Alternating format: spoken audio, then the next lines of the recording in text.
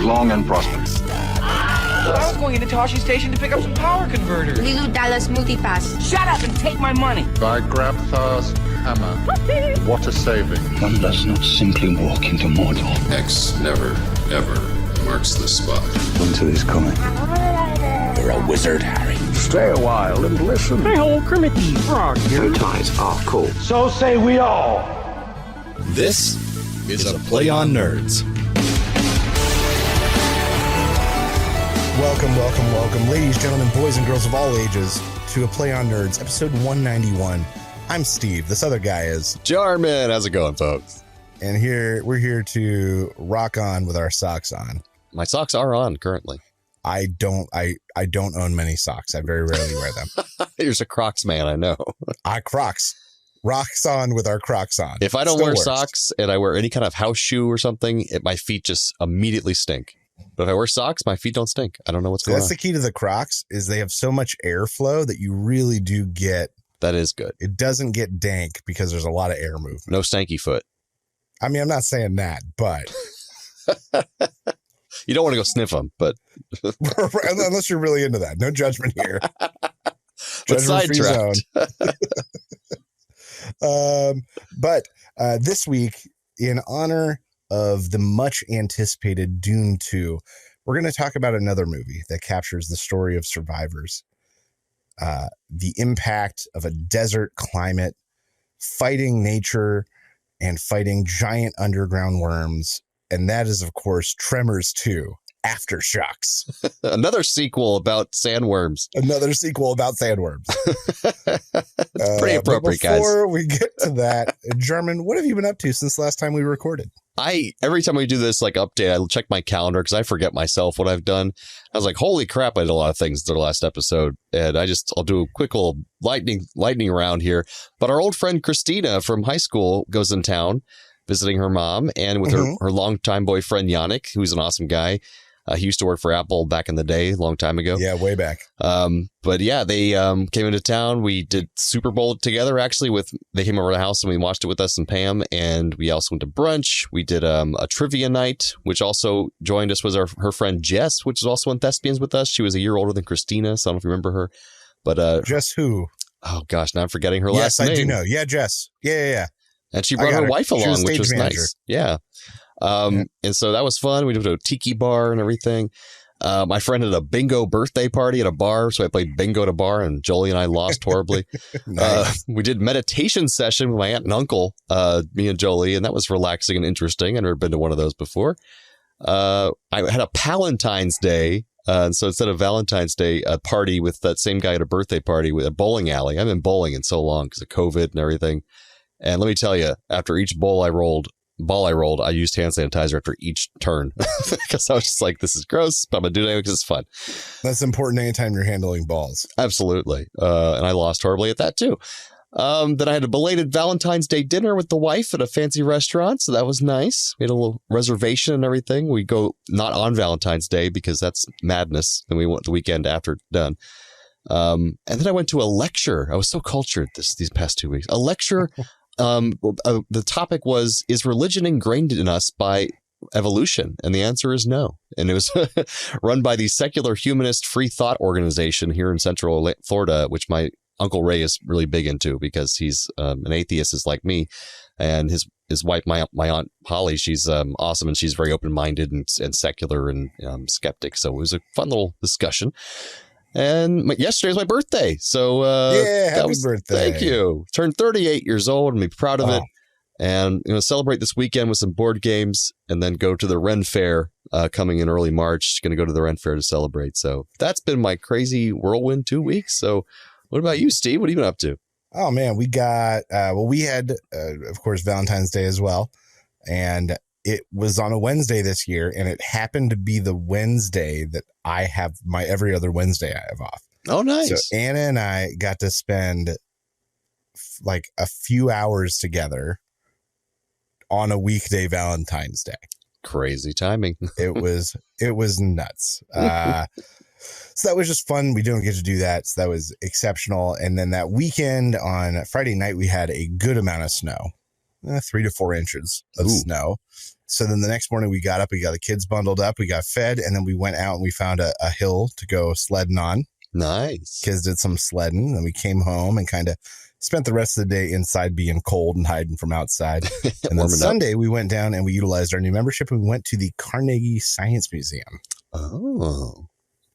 And it's a real fun, walkable science museum. They just have a new display all about Mars and going to space and stuff. And kids had plenty to look at. It was a real good time. I'm guessing that's Dale Carnegie. I don't know. That was his name. It's like your dad. Jimbo Carnegie. I don't know.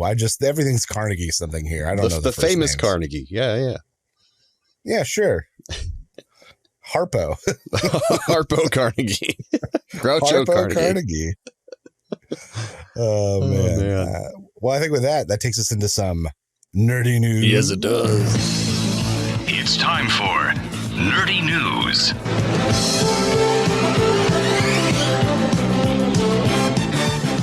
All right, so a news that caught my attention in the nerdy realm this time around was the Fantastic Four was just announced, the new cast for the new Fantastic Four in the MCU universe, finally. So my story's name was Fantastic Four? Question mark? We'll see.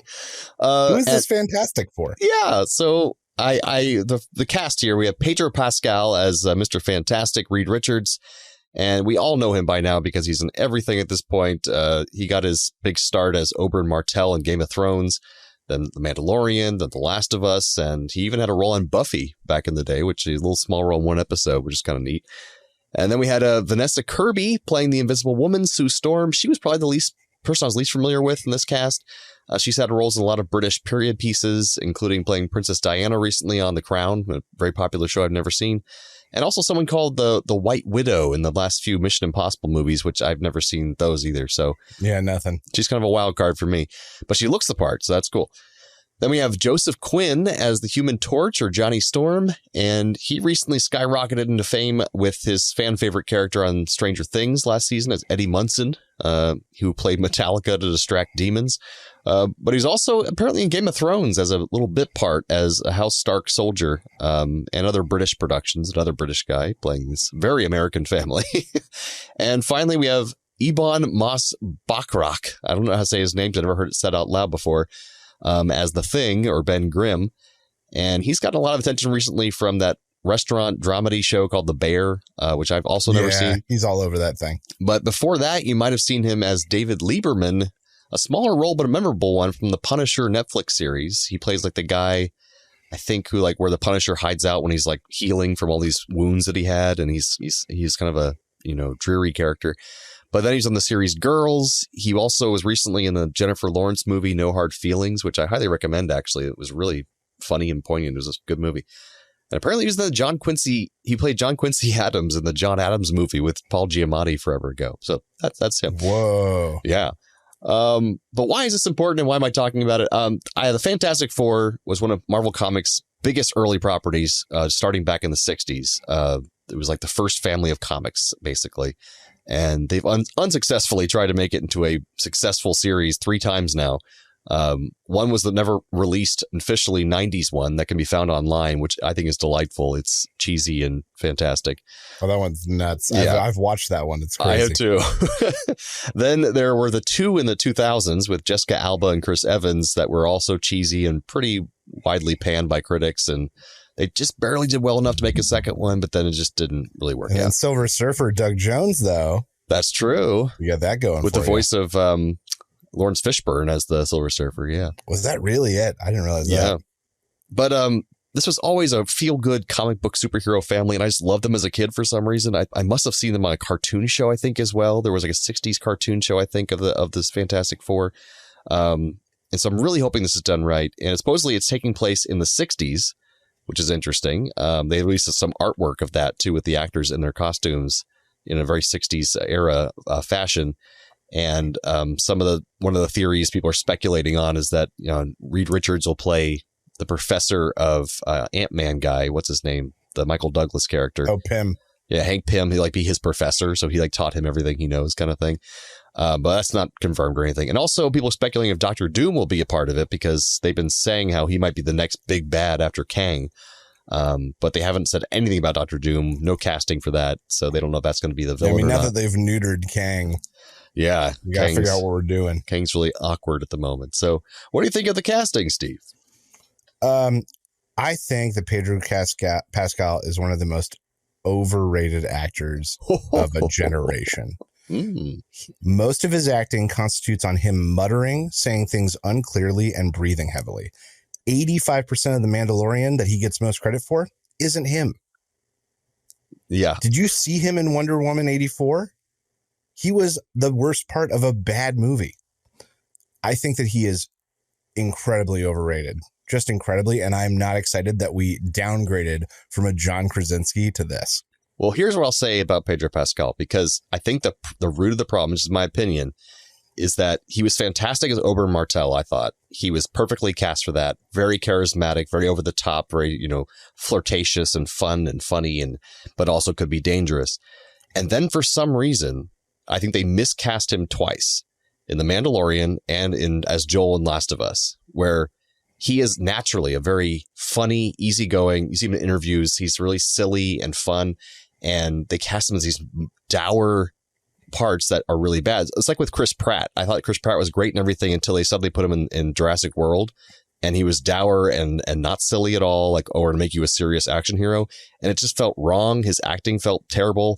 And so I just think he's not cast well in those parts. But then I saw him in Pedro Pascal in the Nicolas Cage movie where Nicolas Cage plays himself. I can't remember the name of it right now. Yeah, okay. That might be the one movie I can give him credit for. He's perfectly cast in that. He's silly, he's fun, he's over the top. I think he's a comedic, silly, fun actor. He's not supposed to be these dour parts. It's not in his nature. So yeah, I agree that he feels like it's a bad acting in those, because I don't think that's how he's supposed to be playing. So I feel like Mr. Fantastic has a chance to be good because he could be more silly, more 60s, more cheesy, and I think he'd be good for that. I think John Krasinski really didn't want to do this because he's doing more directing and stuff. So he did the cameo because fans wanted it, but I don't think he was ever going to do it. I think so. They had to pick somebody else. I don't think they had to pick Pedro Pascal, but I think he has a chance to do this better. Anyways, continue. Once again, I'd be fine if this was another actor I agreed with, but I don't. So it feels like a downgrade. Fair. So I don't know. But I don't care for Pedro Pascal. He gets so much credit for Mandalorian, and he is such a small part of Mandalorian. Yeah, I think the show is great. As an actor is such a small part of Mandalorian. And I think it's actually kind of cool of him to have taken that part, knowing he showed his face like 3 times, so I don't think he's even really the focus of it anymore. Some people have been complained about that the show's about everybody else but the Mandalorian. And that's okay, because it's about this group of characters that are now growing in this universe and not just about him. But yeah, any thoughts on any of the other actors playing him? I don't know any of them. Actually, no, that's not true. The guy playing the Human Torch, I'm excited. He played Eddie in season 4 of Stranger Things. Mm-hmm. He was great in that. I'm excited to see him getting a big time chance at something. Yeah. And the guy from The Bear has, that show gets all sorts of accolades. He's part of it. Yeah, that's Maybe true. he should have been Reed Richards. Look at the guy. He could be Reed Richards. I could see it. So we'll see. Really, more than anything, I am excited for the MCU to maybe get a little bit of friggin' direction, because that is really what the MCU has been missing since the conclusion of the Infinity Saga. Just take a turn and kind of a restart in a way. I want another Infinity Saga. I just recently rewatched that, and I'm like, it was so good. It all connected so beautifully. It went from that to this. It's just too spread out now. Yeah, they did too much. But yeah, I don't know. But I don't even know if they did too much, because I think of a show like Loki, which had a huge premise, a huge Marvel universe changing premise, and they did great with that. But they can't pull off a small movie. That hurts me. Yeah, I think the problem is that they took the time with some things, but not with other things, because they're pushing too much. So some things are great, but there's still a lot of crap. Whereas before, everything they put out was high quality, pretty much, except Thor: Dark World. But other than that, everything else was great. And so then now they have so much, you're going to have a lot of duds because you're putting way too much out. There'll still be some good stuff, but it's going to be mixed in with a lot of crap. So that's kind of and you lose some of the canon, and it's just not connected very well. And there's none of that anticipation. I don't know. So that's that. But I think that brings us to our main segment. Tremors 2 Aftershocks. Tremors 2.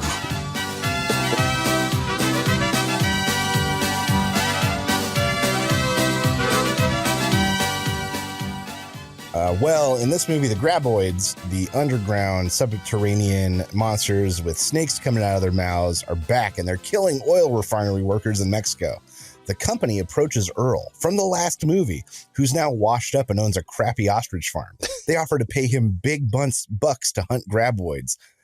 And him and his new partner that just literally shows up, introduces himself, and is in the movie, head south of the border.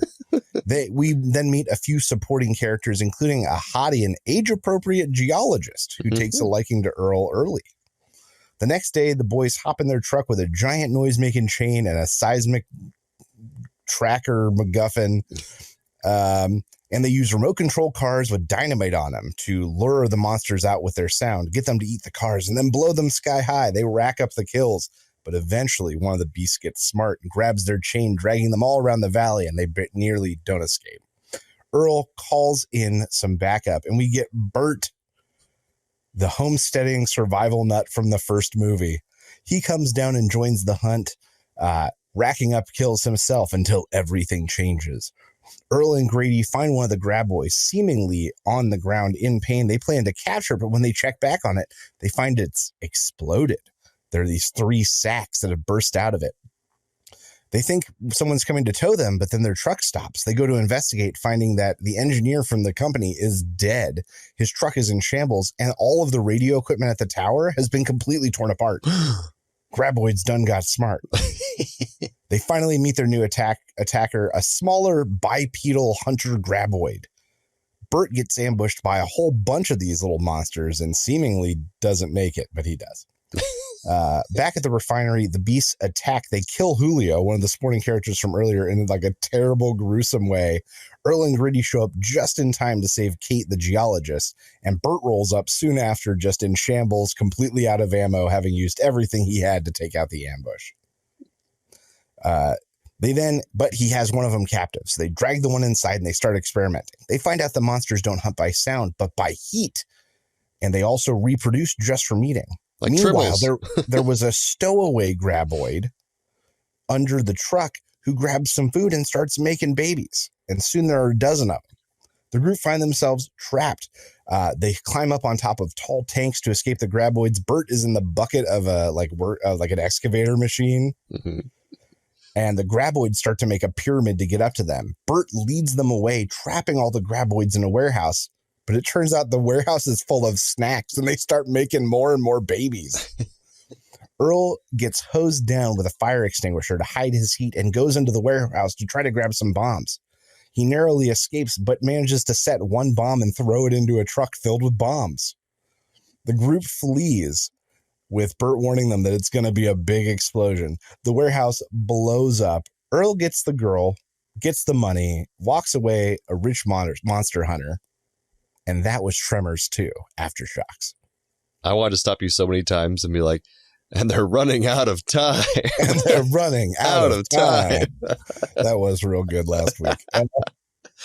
Oh, man. So what did you think?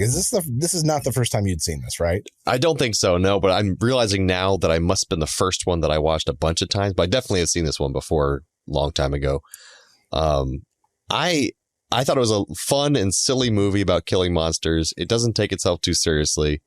Fun characters. I mean, it was just silly and fun to watch. Like, there was nothing smart about it. It was just like entertaining. That was my first thing I liked. Yeah. The practical effects weren't that bad. I love the puppeteered monsters. Those are pretty cool, like very complex, and they spent a lot of time on them. You could tell for the time. And I also liked that the female character was shown as a brave and intelligent woman. Like you said, age appropriate, which is really cool. Yeah, that was nice. They don't normally do, especially a 90s movie doing that. That's impressive. And they even had a very equalizing moment where he checked out her ass, and then he turns around and then she checks out his ass. Yeah, he's looking at maps. Yeah. And I was like, oh, okay, I like that. Some equality there. They both checked each other's asses out. But yeah, what did you like about it? So I'm going to go out on a limb and say that we pick a lot of like gag movies, this may be the best movie we've genuinely reviewed on the show. One of them, yes. Good, clean dialogue and reveals without hard recapping. Like, that was impressive the way they handled that in the script. Mm. Good cinematography supported comedy. Mm. They sat in the wide shot. They sat and waited for reactions and gave the actors time to have those moments that generate comedy. Great implied horror and good use of what was clearly a limited budget. Yeah. Good script elements like Earl missing his big chance, and then the reminder of him not getting the girl of his dreams. Finally goes for it, gets into the same spot and finds out that he's the hero this time, and he does get the girl of his dreams. Yeah, good for Earl. Who's also a geologist, which is what his friend ended up with in the first film. Oh. So good, even from the first movie, good, clean, well-balanced story elements. And then I'm going to say it. There was good performances. Yeah. No one felt really Fred out of place. Ward, Helen Shaver as Kate, Chris Garton as Grady, and Michael Gross as Bert were all gave it. Yeah. And were great for it being Tremors too. Good scenes, decent development, good interplay. We had scenes between characters that didn't need to happen for the movie, and that was impressive. Yeah, just like character moments. Right. And even when Grady was talking to Julio about like, don't you want the whole Mexican army in here? And then he has to explain like, nah, man, Graboids hunt by sound. We get a bunch of people running, and it was like a moment where like they expositioned. We got this nice scene that ended up being a character moment that gave us any connection to Julio later when he's killed. That didn't need to exist. Mm-hmm. And then big, well set up moments. Bert with that single, I didn't mention it in the review, but the single bullet thing. Oh, for the anti-tank doing gun. what I can with what I got. He blows a hole through a wall and then eventually destroys the vehicle they're going to get away with. Because it goes through all the walls. That was great. And then I like that they made it clear, even in the way the script is written, that Grady didn't need a payoff. He had no stakes, and they literally set that up with the beginning of his character. He was like, who the hell are you? He's like, look, I drive a cab. I'm miserable. I watch too much TV. That's all you need to know. And like, that was it. He literally said that. Yeah. It's like, I'm explaining why I'm here. Come on, just go with it. Yeah. And we went with it. And because of that, there were no stakes for him. Like, so that's why you didn't care, but you didn't have to. Right. They're establishing what he's important for. So the thing I struggled with the most, and where the budgetarily, clearly, the music was really rough. That was one of my points too. Yeah. Really rough. Not only was it very MIDI and dated, but they used the same little bits and clips and songs kind of over and over again. There's that budget kicking in too. And the other thing is, I agree, there were great practical effects throughout, including Graboid puppets. And then they went and they had to ruin it with that like one forced CGI shot.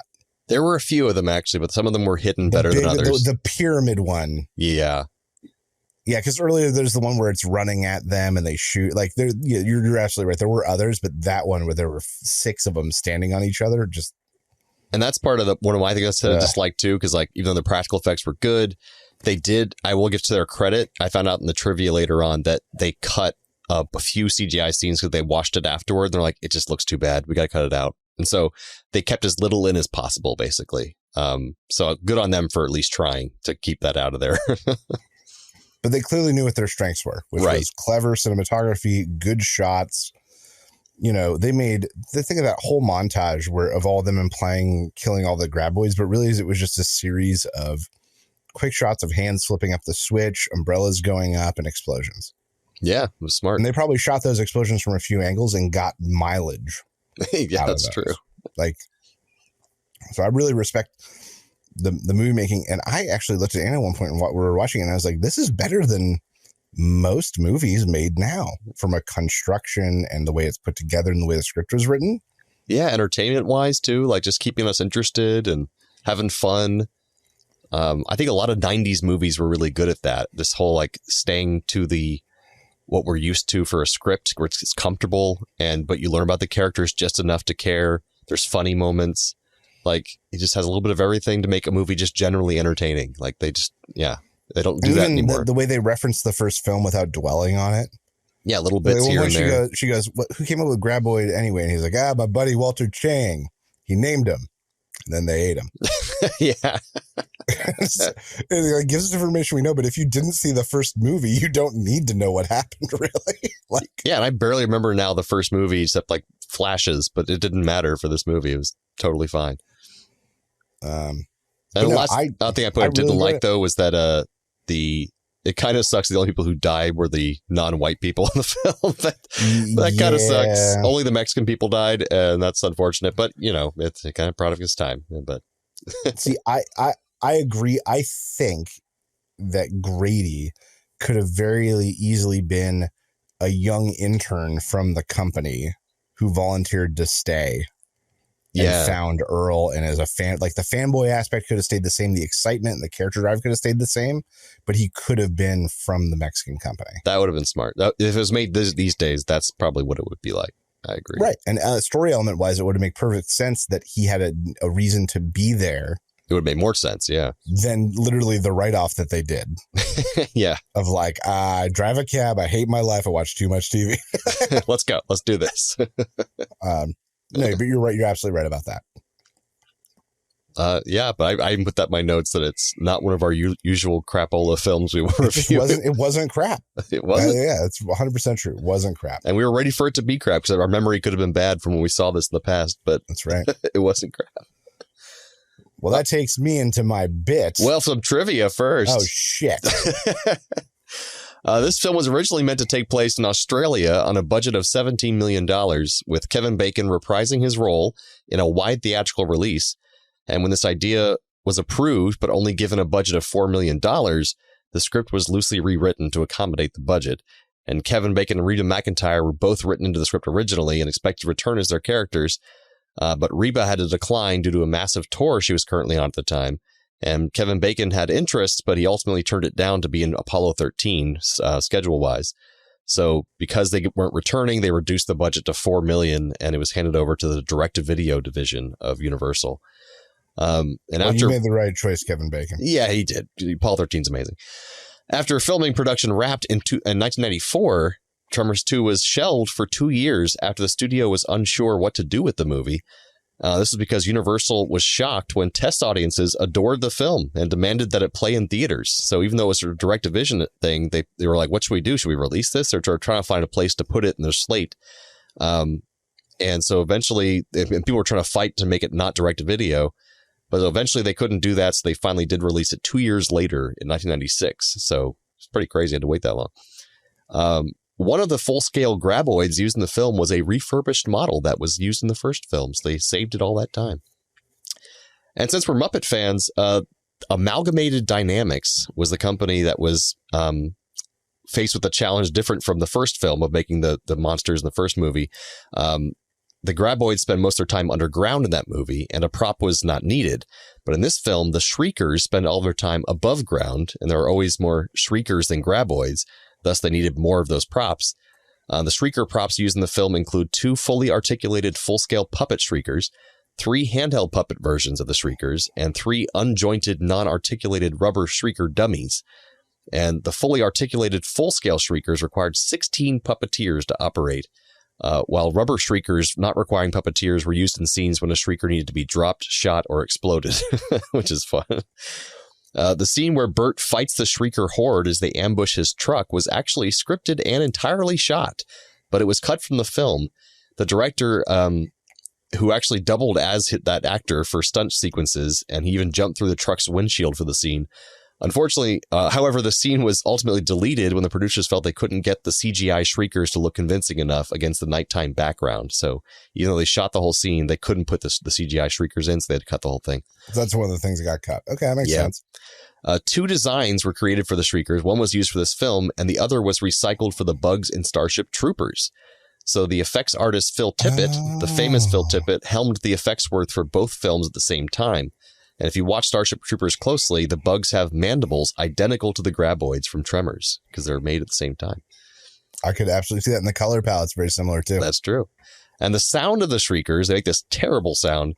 It was created by mashing together the vocalization of a whale with a crying human baby. So that's why it's so disturbing to listen to.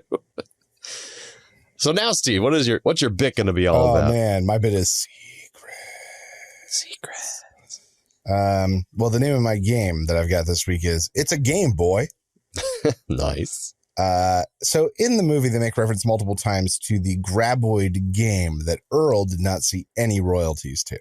Mm-hmm. Many other movies have had games spawn from them, good, bad, or ugly. I've got a list of 10 movies, and you have to tell me whether there's a game based off of them or not. Oh boy, here we go. You ready? Yes. Ready for this? All right. The first one, Murder, She Wrote. Gosh, it sounds like it shouldn't, so I'm going to say yes, it does. That's correct. Woo! There was a murder mystery game built around Murder, She Wrote. Like a video game? Yes. These are all video games, not board games, right? Video games. Okay, gotcha. All right. Mean Girls. No. That is incorrect. Mean Girls for one of the Game Boy systems, actually. What? Yeah, that's right. What would it even be about? How? Why? All right. Wayne's World. I think I remember seeing that. So yes. You think correct, because it did exist. Woo! All right. The Princess Bride. Gotta have had a game. It did not. Oh my gosh, that's surprising. That'd be a great Your game. love was not like a storybook story. All right. Matlock. Oh, I hope not. No. That's right. No, it did not. Good. All right. Stand By Me. Ooh. They did a lot of crazy games in those times, so I'm going to say yes, even though it shouldn't. It shouldn't and didn't. Oh, damn it. All right. Back to the Future. Yes, I played that game. That you did, because it existed. All right. The Karate Kid. Yes, I think I played that game too. Damn it. And you're right. It did. You did. I've got 2 left. Okay. White Men Can't Jump. I think I remember seeing a case for that. I think that does exist. It does. It was like a street basketball style game. Like Genesis or Nintendo era. That's right. All right. Final one. Little Shop of Horrors. You know, I don't think I remember hearing about it, so I'm going to say no. That's right. No, it's not. Woo, went pretty well. All right. You did pretty darn good. Out of 10, you are walking away with 7. Whoa, that's some of the best I've ever done. That is one of our better scores here. You missed Mean Girls, Stand By Me, and Princess Bride. That's tough. That is tough. I Yeah, would out have of an expected era that. where a lot of weird games came out, no one would be surprised. So I'm glad there's not a Matlock game, though. Well, there was a Murder, She Wrote one. I'd There play could be a that. Matlock one. Well, that brings us to some radical recommends. If you have the means, I highly recommend picking one up. What do you recommend I do? I recommend Pleasant. All right, so I'm going to recommend something a little different. Jon Stewart is back on The Daily Show, only on Mondays. For those of you who watched in the past, I kind of came into my adulthood with Jon Stewart on The Daily Show for like 10 years.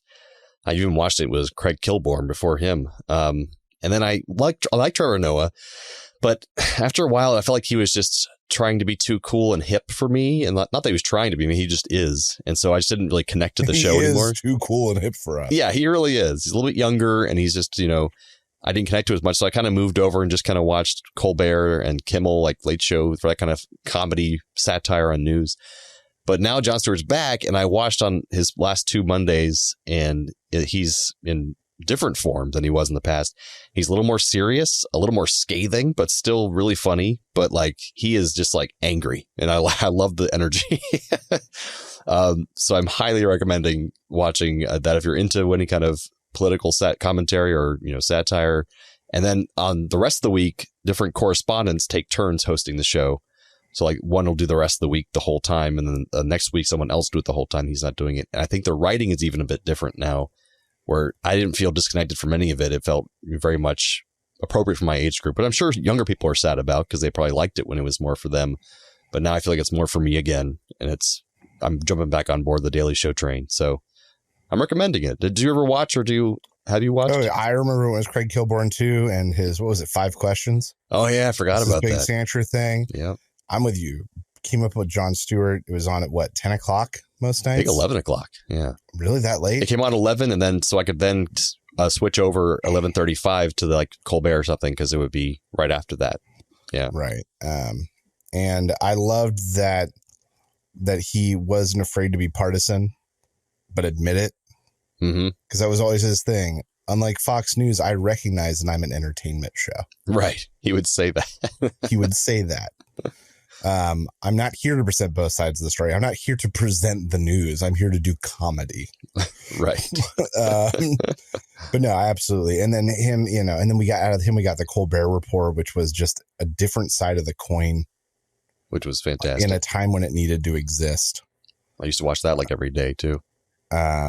And I'm glad to have him back. You're right. He's much more scathing now. He's got much more criticism for the left. Yeah, he had criticism for before, but he's got much more criticism for it now. He's not accepting bullshit from either side, basically. Yeah.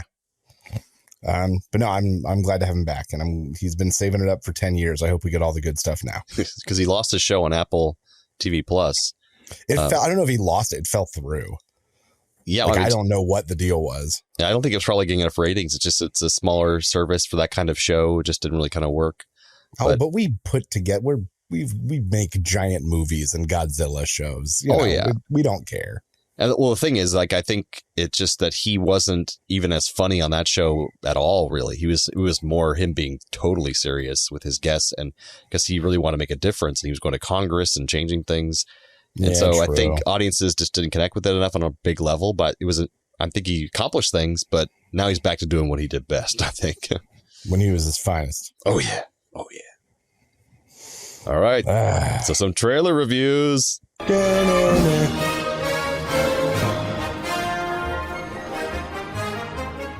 right. This week, just dropped, I think a day or two ago from when we're recording, we have the trailer for the much anticipated. I had heard something about it and kind of forgot about it, based off the popular video game Borderlands. I didn't even know it was coming out. I saw the trailer dropped. I was like, what? So I haven't played the original Borderlands. I've played Borderlands 2, 3, and then Tiny Tina's Wonderland, and at least one of the Borderlands expansions somewhere in there. Wow. So I'm familiar with the world, the artistic style, the over-the-top violence, the absolutely insane guns. The opinion that I have is one that much of the internet shares. So before we get to that, what do you think, Charmin? So I have a good perspective on this compared to yours. I've never played any of the games. I knew about Claptrap because my ex was really into Borderlands and liked Claptrap when the first one was out. But other than that, I don't know anything about it. So I watched this trailer with no knowledge and saw, if I didn't even already know it was a video game, like, oh, this is a movie trying to copy the exact feel and even music and color scheme of Guardians of the Galaxy. And I was like, okay, I see what they're doing here. The ensemble playing off each other, the music, the humor, everything is very similar to that, the Space Odyssey kind of thing. That being said, I did chuckle a couple times during the trailer, so that's promising. It didn't seem poorly written. And it has my girlfriend in it, which my wife totally knows about, so it's okay. I can say this. Kate Blanchett, we're dating. So it has that going for it. She's one of my favorites. My Jolie jokes that I like women of a certain age because all my celebrity crushes on women are all like these women over 40s, mostly over 50 at this point. So she's one of them. So yeah, I mean, like, I like Jamie Lee Curtis too. I always have. So since Halloween, so I'm like, I'll give it a shot. I don't know much more about it. So what's your take on it? My take on it is what most of the internet is saying, which is like, why did you cast these people? Oh, okay. Kate Blanchett, I was like, she's got to be in her 50s. She's 54. There's nothing about that character in any of the games that indicates it should be a 54-year-old woman. Is she like a young woman? Tannis, who I think is Jamie Lee Curtis' character, I might be misreading that, is like a scientist, but she's always characterized as in like her mid 30s to 40s. So the fact that it's Jamie Lee Curtis is why? Because she's like 70 probably at this point. Kevin Hart's character Roland is like, it's supposed to be a big, imposing gentleman, and they cast Kevin Hart. That is odd. Tiny Tina is supposed to be like, now mind you, this one I get, they do this a lot in Hollywood because doing big films with little kids is a pain in the butt right. from a requirements point of view. But like the fact that Tiny Tina is clearly 16 or 17 years old versus in the first installment, which in theory is when this was roundabout set in the story, she should have been like 7 or 8 or something. Oh yeah, that would have been difficult. Just feels bad. It just feels like none of this casting makes any sense. It seems like the Kevin Hart one is the biggest strange one. It feels like they're like, can we make another Jumanji movie? And they're like, no, The Rock's not available. And they went, all right, but we got Kevin Hart and Jack Black. What we can do with that? That feels like how this movie happened. Well, speaking of Jack Black, how's him for Claptrap then? It's okay. It's strange to me that like the guy who does Claptrap now, Pitchford, who's done everything from, I think, Borderlands 2 VR on. So Borderlands 2, 3, the expansions, and Tiny Tina's. He exists. He's alive. He's a working actor. Why did they decide it had to be Jack Black? Just for the name recognition. Especially for Claptrap, who is the iconic character of the franchise. Right. Much loved and hated by fans in a way that very few other characters are. So the fact that Randy Pitchford exists as a working human being and he wasn't given it is like, why? Not even that casting doesn't make sense. Mm-hmm. So I don't know. Of course, I hope it's good. I hope I'm wrong, but already I don't get it. That is odd. Now that I'm hearing your side of it from playing the games, it seems like weird casting. It's weird casting. And once again, if you look on Reddit right now, half of the memes about this are just taking people in the cast and replacing them with elderly people. I kid you not. That's half of the memes are them taking cast members and replacing them with old people. And there's the guy with the mask on too. Like, is there no good younger talent in Hollywood? I'm not even talking about 20s and teens. I'm talking about, are there any good 30-year-olds available? And I get there is the thing that there's often not very good roles for older women in Hollywood, but it's just kind of odd for an action movie. That's kind of like the one category where you need somebody who seems capable and, you know, and especially if it's playing off a pre-existing game, which has characters who definitely aren't that age. That seems strange. Well, and that's the issue. If this is based off of the first one, but the characters involved, it seems like it is. You know, if they were making one based off the third, where it's multiple years in, you know, the Tannis is older and Cate Blanchett, maybe it would make sense to have them play them in an older version of themselves in one of the later games. But that's not what they're doing. They didn't choose that. But yeah, you didn't mention the guy with the mask on. Does he talk ever in the game, or is he just kind of?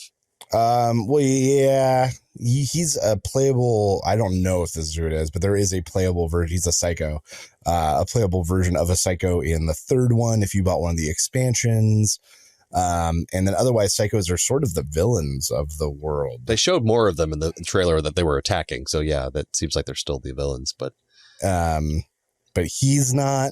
Maybe. So because of that, most of the time that you interact with them, it's them like screaming psycho babble while they try to murder you. Oh gosh. So hard to tell, I guess, is my interesting.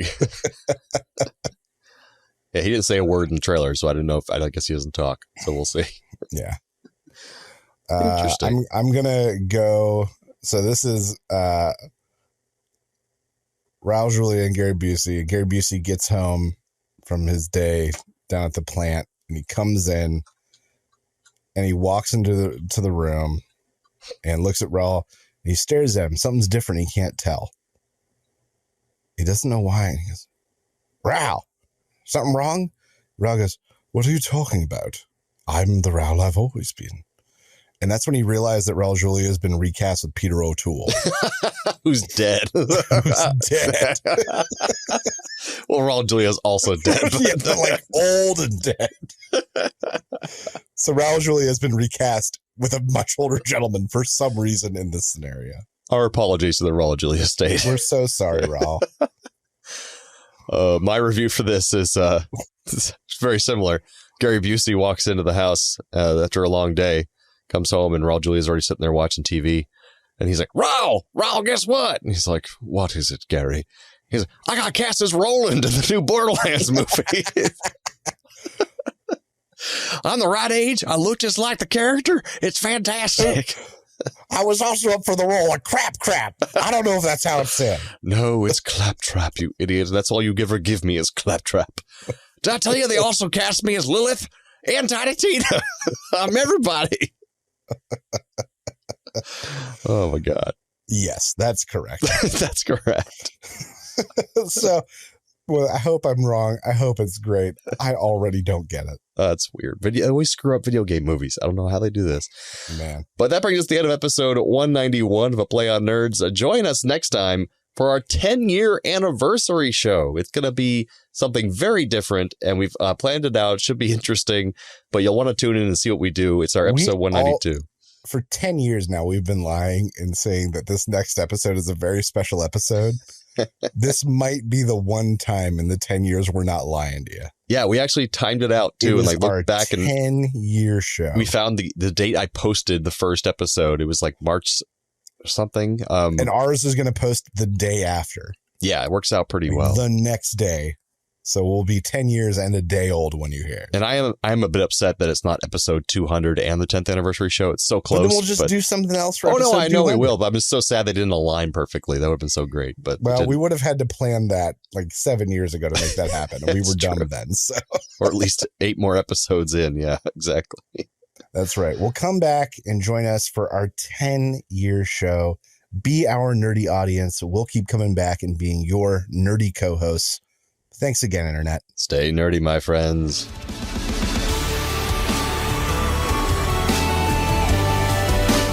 Thanks for listening to A Play on Nerds. Feel free to email feedback at aplayonnerds.com with all your questions or comments. Shoot us a message on Facebook or Twitter and earn yourself a sweet shout out on the show. Review us on YouTube, Spotify, or Apple Podcasts so even more nerds can find us. Tell your friends, tell your enemies, we aren't picky. Check out our entire back catalog and other offerings at aplayonnerds.com. And how?